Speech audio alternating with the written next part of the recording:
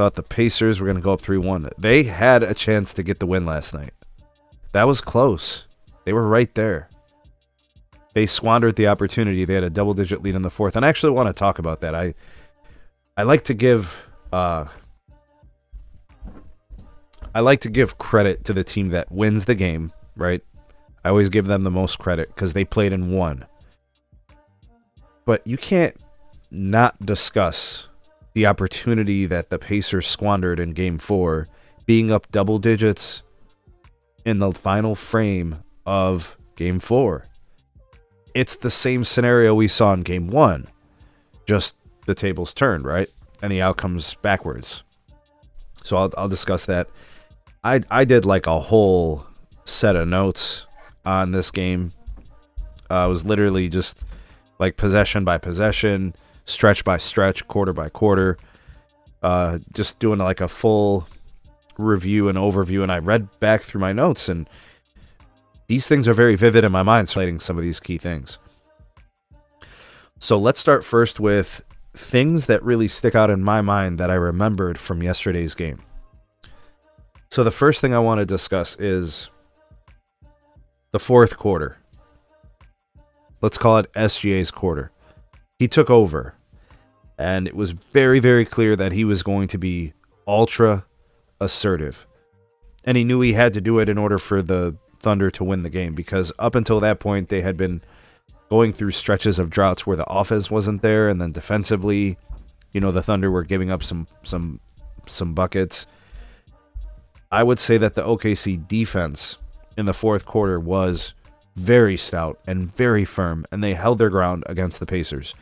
And the Pacers, for their part, settled for a lot of long-range shots that didn't necessarily fall. The Pacers did hit the offensive glass and got second chances, but still didn't capitalize. That's some of the stuff that I saw in the fourth quarter. So because they were missing the shots and then getting the second chance opportunities but still not capitalizing, I put the onus on Indiana for that part. But I still have to give credit to the OKC Thunder for playing the hellacious defense. They held the Pacers to 17 points in the fourth quarter, which is pretty impressive. The Pacers' offense is really good. It's an offense that moves the ball very well. Like, the ball doesn't really stick. If the shot isn't there, if the opportunity isn't there right away, the ball leaves. And then they look for that opportunity elsewhere on the floor. Maybe there's a pocket, there's a move, a screen off the ball. Maybe there's a mismatch to find. And I think it's part of the coaching and the philosophy of the Pacers.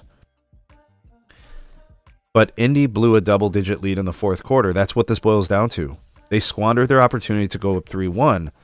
If they go up 3-1, they then have 3 opportunities to put the Thunder away. They don't get it.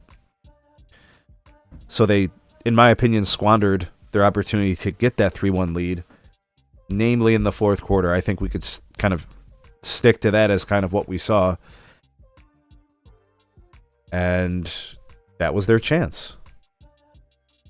That was definitely their opportunity. The Pacers outscored the Thunder by 1 point in the first quarter, 2 points in the second quarter, and then 4 points in the third quarter. So they had a lead going into the fourth. Maybe their largest lead was the 10-point lead. It got past that, but that's not enough to put away a team in the NBA Finals. Not the 2 best teams in the NBA. Not at all. And then I think there was a time where the Pacers had maybe 4, 5, possibly 6 turnovers in the fourth quarter. It was somewhere in that range. Don't quote me on the exact number, but it was definitely 4 or more. And I think the Thunder didn't have any until like deep into the fourth, where they finally had a turnover, because the Thunder knew that if they didn't play a perfect quarter, it was going to be really hard to beat the Pacers in Indiana, down by 10.